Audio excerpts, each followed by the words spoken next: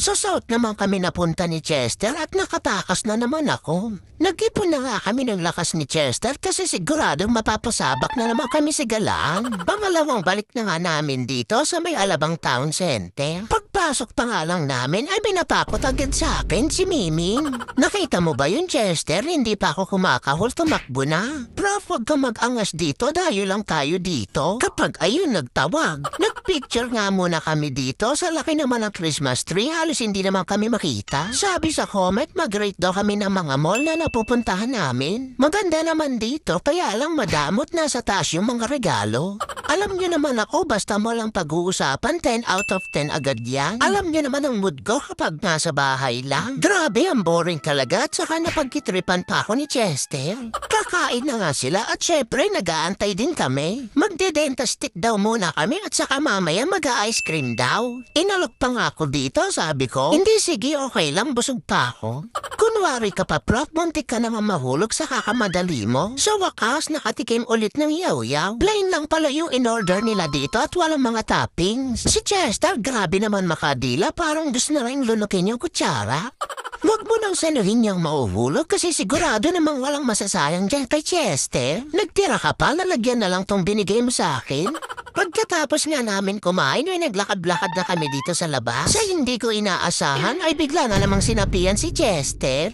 Hindi nga siya nagpaawat at gusto na namang ubusin yung tenga ko. Mapagpasensya naman ako kay Chester kasi maganda naman ang mood ko ngayon. Pasalamat ka, Chester, nasa mall tayo. Ayan, bati na naman kami.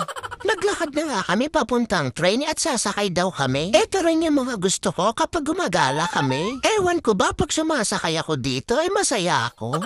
Hindi nga lang ako masyadong makasilip kasi may nakahalang pero may magagawa naman ang paraan yan. Bakit ako, Prof, nakakasilip naman? Malaki ka lang. Di tumuwad na lang, sabi ko sa'yo magagawa naman ang paraan yan. Ang galing mo talaga, Prof, makasilip ka lang. Pagkatapos nga sa train ay nakikot-ikot na ulit kami. Meron daw na gusto kaming makita. At ayan nga, dumating na sila. Minsan lang daw kami nasa South kaya nakipagkita na rin sila. Konting usap lang ng mga buhay-buhay at konting picture-picture.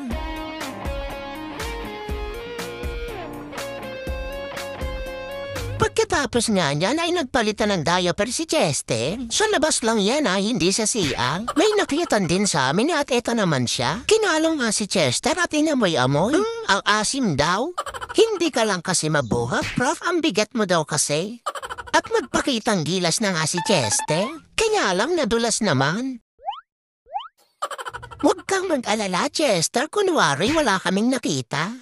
At syempre, hindi rin ako magpapahuli. Nagpakitang gilas din ako dyan. Nung hinagis nga yung laruan, diretso ako sa may poste. Prof, hindi pa naman binabato yung laruan.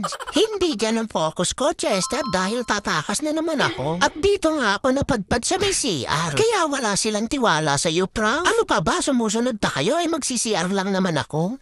Paglabas ko nga, hindi na nakipaglaro si Chester kasi sinapian na naman. Sa kakatakbo nga namin ay nauwaw na kami. Kaya sa pag-uwi, ayan si Chester, ganyan talaga siya matulog, nakadilat ang mata.